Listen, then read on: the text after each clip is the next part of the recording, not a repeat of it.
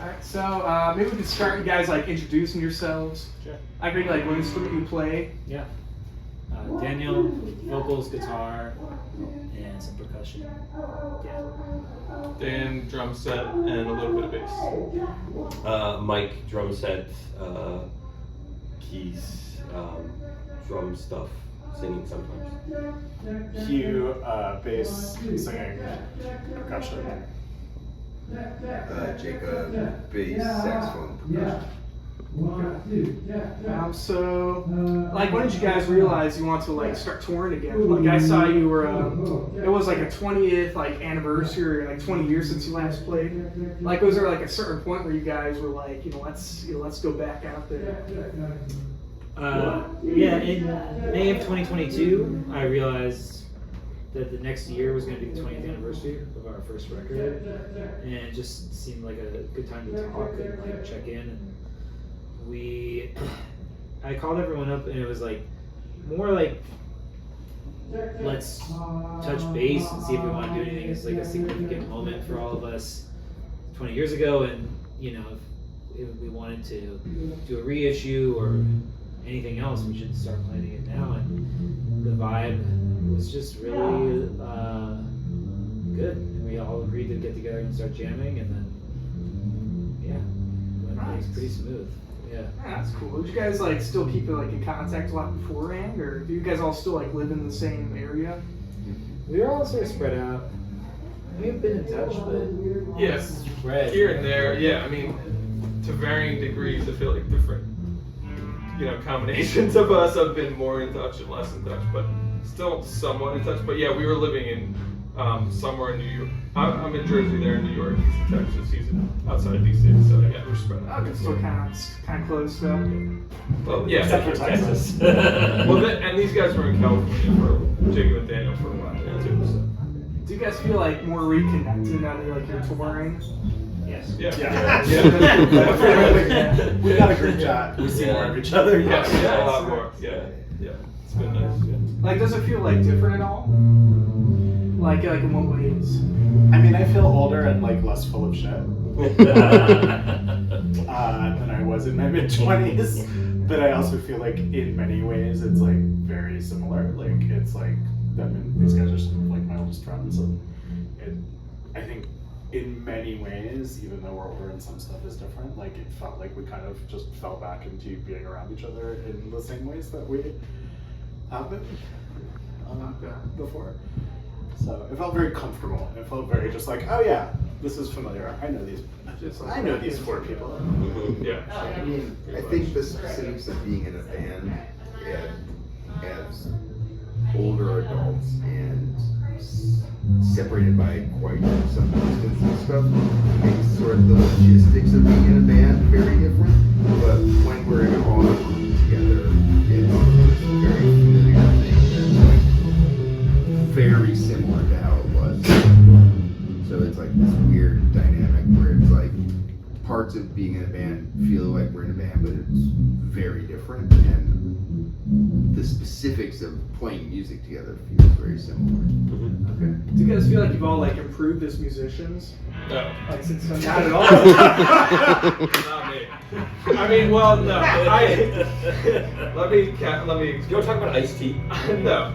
I hadn't played drums in a long time, so I had to kind of get my shit back together. He's totally relearn. hilarious. I feel like you got two drummers though, right? That's true. Like, that's gotta be a lot of like slack drums. off.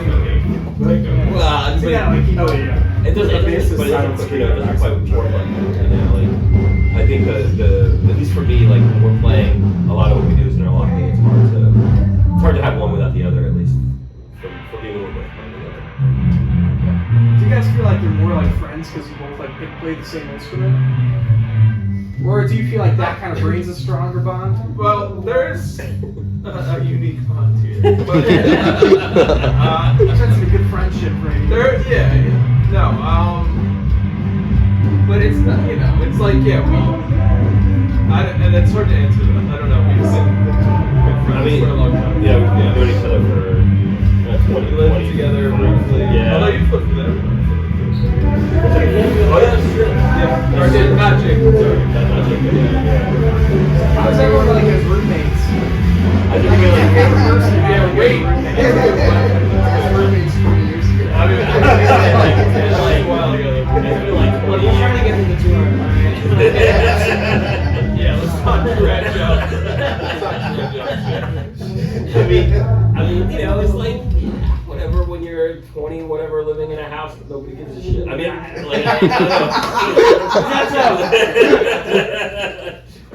My room was next to the bathroom. Let me tell you. Oh, that's tough. No, yeah, that's right. That's the one bathroom. That's Yeah. terrible. It was rough, actually. But That's a tiny room too, right?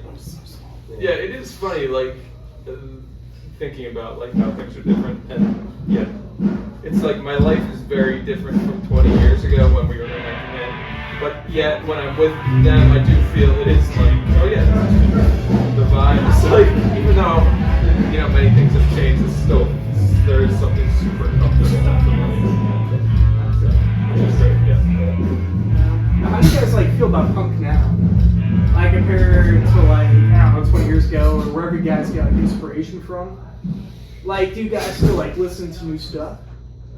I listen to lots of new music. I don't really follow punk too much, and yeah, I don't really feel qualified to comment on like the state of punk music, but I do think there's a lot of like exciting and pretty like forward-thinking DIY music in general. You know, in the sort of like general underground, and you know, I believe in the ethos of like DIY and like corporate radical music that to me punk is timeless and relevant. I thought you guys put in a lot of like horn instruments and stuff. Like it's kind of like jazzy, you know? Like what made you guys want to like do more of that? I love jazz music. Yeah, listening to different stuff. Yeah, just being into it and like wanting to try it out. Okay. I mean, when we were playing, you know, part of the thing of the group was like lots of things could be added. We had like extra percussion, we had like trash, we had keyboards at times, samplers, like all these different like things that would get tossed in the van, and it's almost felt like the more instrumentation or like ideas added, the better. Like the more free it felt. And at a certain point, Jacob was like, "I want to start playing saxophone." We were all into free jazz, or most of us were. Let's be real. But I will say, but I would say that we were as a band in into a continuum of like experimental or like there was like Afrocentric jazz and free jazz and like, or I mean broadly speaking creative music, right? Like just thinking about the interview with Luke and thinking about like right, like thinking about people who didn't want to identify with jazz even like instinctively thinking of them that way. And just there's like that was just part of what we were listening to in the van or listening to together, along with like a ton of other stuff. So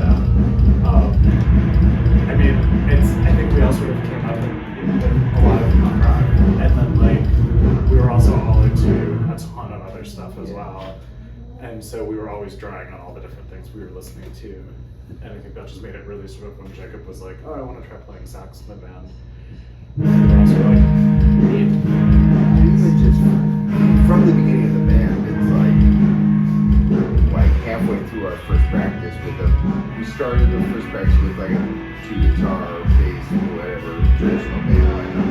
And halfway through that practice, we realized that's not what we wanted to do.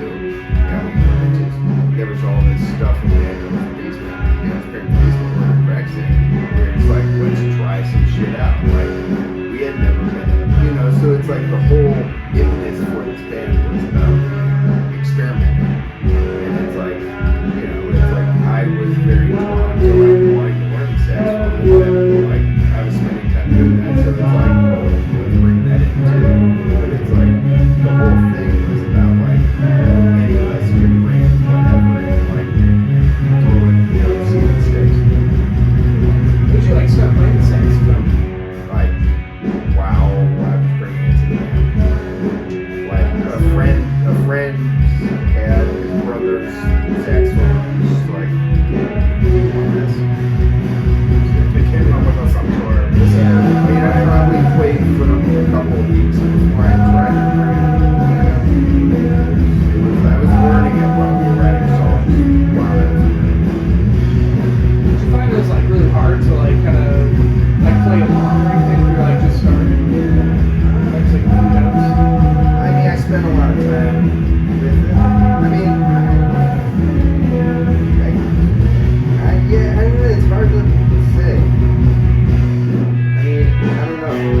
I was just so like enveloped in it at that point in my life. That like and the band and then that as being part of the band. I was just spending all of my time that I wasn't playing music. We were practicing playing shows, learning how to play it as an instrument. Yeah, I think that's how Jacob and I were living together at the time, and like it was basically like during most non-work hours, like practicing saxophone, pretty hardcore, like for hours and hours on end. So it was just very cool. It was very like it was new, but he just was like super, I think, just super excited about it, really dedicated to it. And then I brought this like new magic to the band that like made us kind of adjust around it and do things differently, and that was really exciting. And for me, it felt like that pushed me into some like new territory where I was like, oh, I don't quite know how to be the only bassist in this band, like, and so then I had to be kind of like, the bass was familiar to me, but like figuring out what the role of the band was also like, well, I don't totally know what I'm doing, but I feel like most of my experience in this band is not like that. I'm just like, what I'm doing is always like just past what I'm actually comfortable doing, and that always felt really good to be kind of chasing something I couldn't quite pull off easily yet. Yep. I have a question. Is this gonna turn out? This I'm like listening to, I'm just like, I feel like you're gonna have this like video of What us. do you think? You want to try to I get think- a bit closer? Or? Yeah, no, I think it's fine, but I think most of it will be fine. There's a couple moments when people open the door, but I think you'll be able to parse it out. Yeah, I wouldn't worry about it. Sure, alright. Also, I did also have a question, like, you guys are focused on, like LGBT issues also, right, you know? So I know it's like, the movement's gotten, like, a lot bigger now in, like, the last 20 years. So I was kind of wondering, like, maybe, like, how was, like, back then compared to now? Do you see any, like, differences in the audience? Or, like, if your following is more, like, more interested in those aspects? I think definitely. I think there are a lot more queer kids at the shows. Yeah, I mean, like, when we started, Hugh and I were dating, and, like, there was other, nobody used the term queer. There was other gay people and bisexual Right. people in the scene. I use the term queer back then. Okay, like, it was Some of something our friends. But, sure. But you know what I'm saying, it's like... but it was not like you would hear of someone on NPR being like, the queer community. Yeah, right? Like, so there was like a different way people spoke about it, and like also I just like in the scene there was other queer people, but not like many. Like it wasn't brought up as like a visible in a different. It wasn't as visible. It was Yeah. visible in this way that was like, in this kind of like, so there had been like a queercore movement, there had always been queer people in punk, but like, yeah. I think like Riot Girl in the 90s had also like elevated the visibility of certainly queer women, like, but I knew so far fewer, especially I knew way fewer like trans people in punk, or like, right, and like I knew a few, and that's like where I met, probably for the first time, met like trans and other like gender non-conforming and like non-binary folks, but and it wasn't like that element of our music was like absent or like lost on people, but I think in the subsequent years, people who like our music and like younger people who gravitated towards our music, there are a lot more like younger queer kids. Yeah. Who, like, I mean, visibly showing up to our show, and it's like, which I think is awesome. So I think that's changed. Obviously, like, I don't know, like marriage equality was not something that I think anyone was thinking about when we were in our first like run as a band. But like, there's also just like been, you know, in the broader sort of cultural and political sphere, obviously, like there's been this like huge amount of progress and then a corresponding backlash. So I don't know, there's some stuff that's fucking great. I love it that there's like queer kids who weren't born when our second record came out who are like in the front singing along to our songs. That's incredible. But it's also just like right now I'm like really alarmed at the like amount of like anti-trans legislation that's happening in state legislatures and like educational like legislation in state legislatures that's clamping down on even discussion of gender and sexuality generally. Yeah, and it feels like, I mean, to in the microcosm of shows, I guess what I mean about that time was like it didn't feel like there was queer people at the shows, but it didn't feel like this was like a queer space, or like it wasn't like something that was like addressed and overtly like we need to have inclusivity. It was just sort of like, oh yeah, like these individual queer people are at this show, and that's just those. You know what I mean? It was like maybe more of like an assimilationist bent or something like that at the time. I'm spitballing a little bit, but that was my memory. Whereas now there's so much more focus on like being, on like I don't know. I just feel like I'm more active in electronic music, and there's like just big movement of like queer representation in electronic music, and I see it in punk too. God, electronic music is gay. Yeah, no, but I mean, I feel like there's like, I feel like it's always had this, like, I know what you mean. like it sort of felt like that at that time there was like these like gay subcultures or queer subcultures, and then like now it doesn't feel as segmented or something, you know.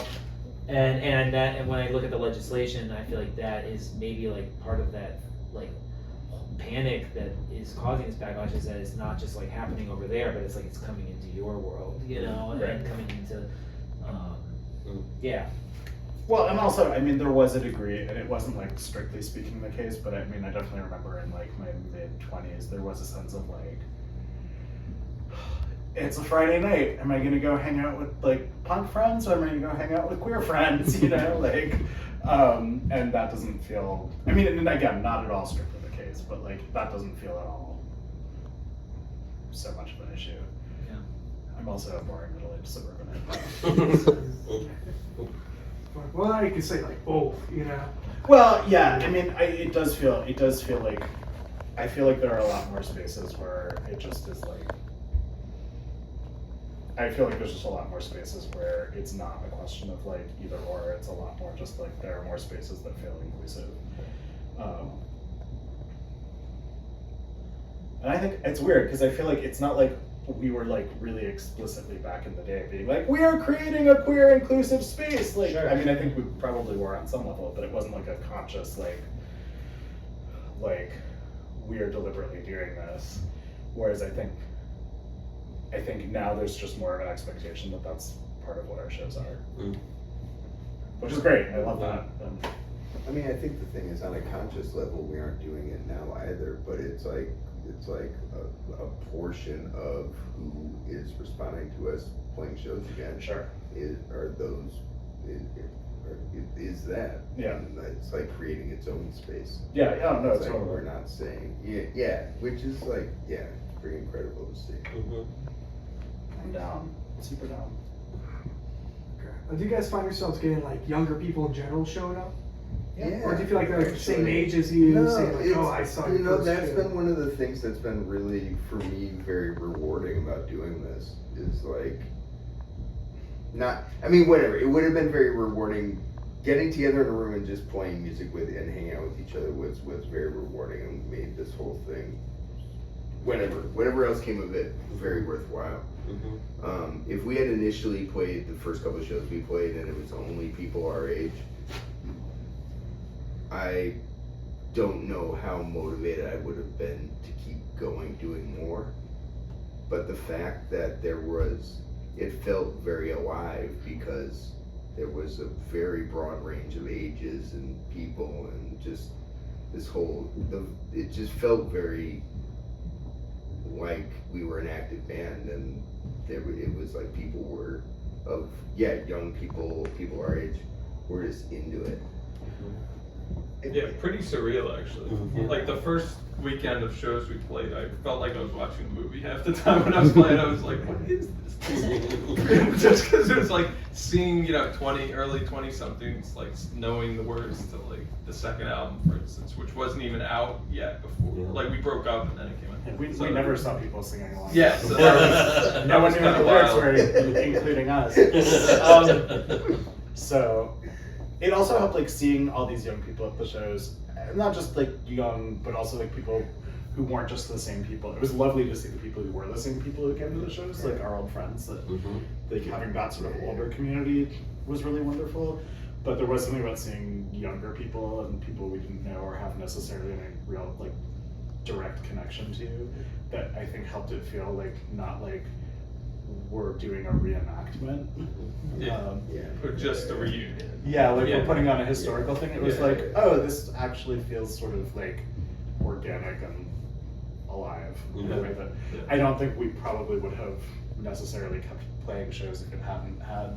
I mean, who knows? But Yeah. I think that definitely was something that was sort of like, oh, if the shows are like this, right? Like this is amazing. I want to keep doing this. Nice. So do you think that makes you guys like want to keep touring in the future? Sure. Like, do you feel like you're more likely to now, like after doing it? I mean, we wrote 2 new songs and we're gonna write some Oh, more this really? year. So yeah. Nice. Yeah. How do you feel about the new songs? Yeah. Yeah.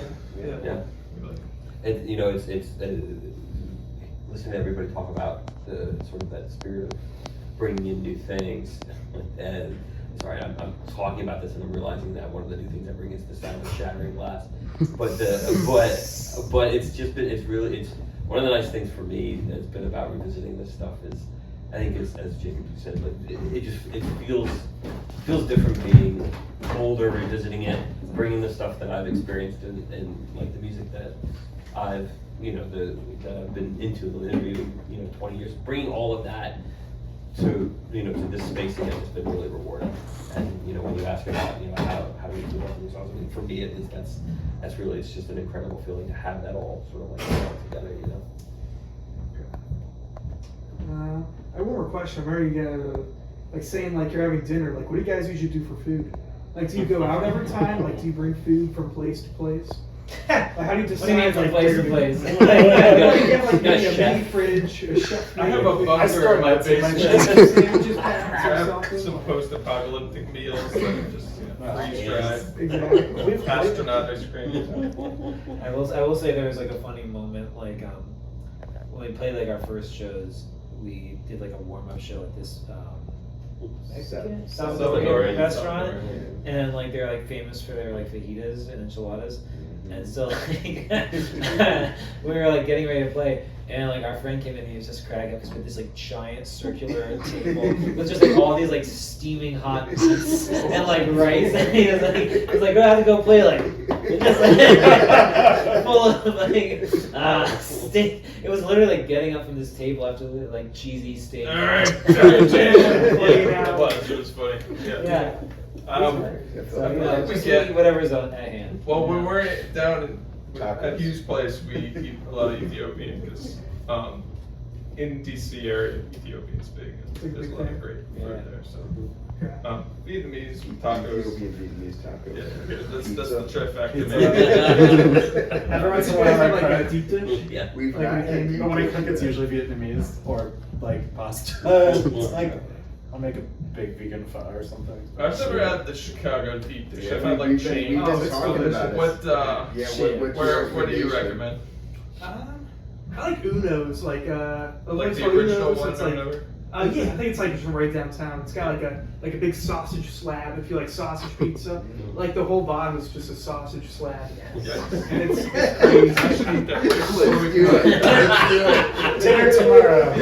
That's why I recommend it. You get like Rise delivery and trash driver, can on like, stage. Yeah. That's your. I have not had Uno's since I was a kid because we used to have them like also. The in chain, DC. right? Georgetown, Yeah. right? There's one in Georgetown. Yeah. There's one in the Inner Harbor in Baltimore.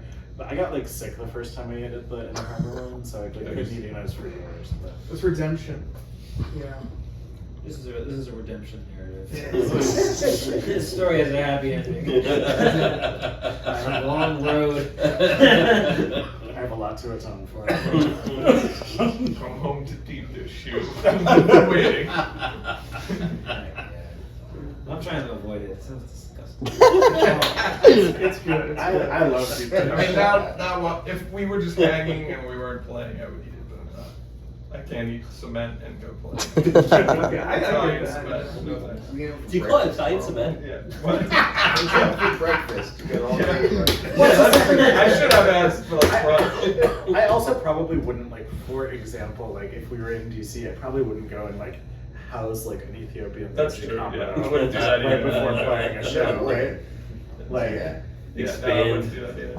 like great food, but like not gonna leave me feeling like spry and like Yeah. It should be like a reward at the end, you know? Yeah. Like you get the food and you keep it until afterwards. So we'll do. Yeah, we've got our faves. Parkway Deli. Yeah, Parkway Deli. Is that in like in it's a DC? It's in Silver Spring, Maryland. It's right near my house. When we practice, we tend We to just eat all there for lunch. Yeah. everyone stays at my basement, play in the basement. It's so we often do that. Got a PDF of the menu. It takes so long. But if you eat in there, they have a pickle bar. Like it's like an It's all you can Jewish eat pickle style, bar. yeah. You can like go out and get various kinds of slaw and kraut and different kinds of pickles, different pickled vegetables, different pickled cucumbers. It's amazing. Okay, well I think that's all the questions I had. Hopefully there's So- 2 minutes in there. Like half of It's it. like her sweet can. I'll jump in real quick. I know you guys said you're working on 2 new songs. Would you ever drop a new album? If we like rating our song. Yeah, I mean, honestly, okay, like, you know, the albums we wrote, we practiced like 3 days a week, at least, and, you know, tour at a time. It was just this, like, part of this creative engine. Right now, we've got about, like, 15 days a year when we can be in the same room, so an album would be a miracle, but miracles do happen, so we'll see. Like, what style do you guys go for? Like with these like 2 new songs. We don't think about that. It's really not like, at least I'm not. I think we play and whatever comes out. Our new song sounds like Weird Al, so They start singing. Sounds like we're now parroting Black Eyes. That was a big eye roll, Jacob. Big eye roll around the world. No, yeah. I mean, it's just we never really did that. So yeah, we play what feels right. And, we don't worry about the style.